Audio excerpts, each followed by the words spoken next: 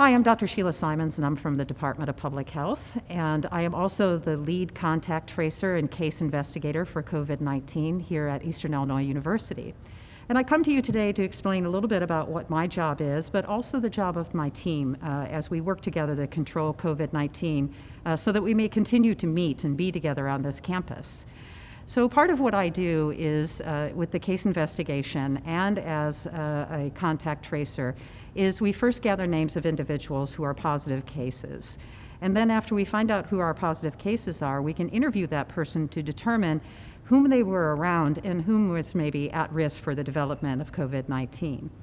Once that we have done that, we can reach out to those individuals, and we have a wonderful system set up so we can check in on symptoms to see if they develop on a daily basis.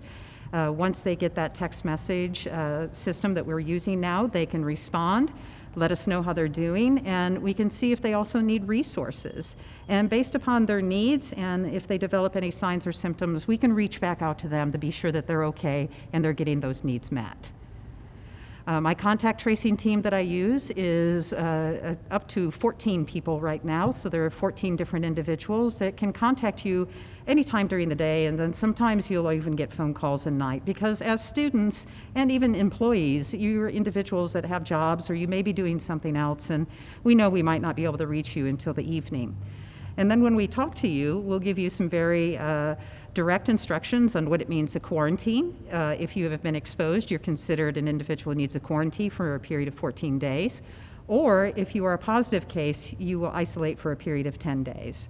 We'll talk to you a little bit about that outcome, managing signs and symptoms, and we also have it set up so our team could have the clinic doctor here on campus, Dr. Joe Baumgart, who can actually call and check in on you, as well as the family nurse practitioners that are there that will call you on a daily basis to be sure that your symptoms are in check. This is a crucial time for us because the last 3 weeks we've seen a steady increase in our cases on campus. And as those cases go up, it becomes more important to be more astute with our behaviors. It is critical for us at this timeline to be able to wear our mask at all times, remain at least 6 feet apart from one another, and if you are within those 6 feet of one another, please do not do so for longer than 15 minutes. These are all behaviors that can increase your chances for the development of COVID-19 or the transmission of COVID-19.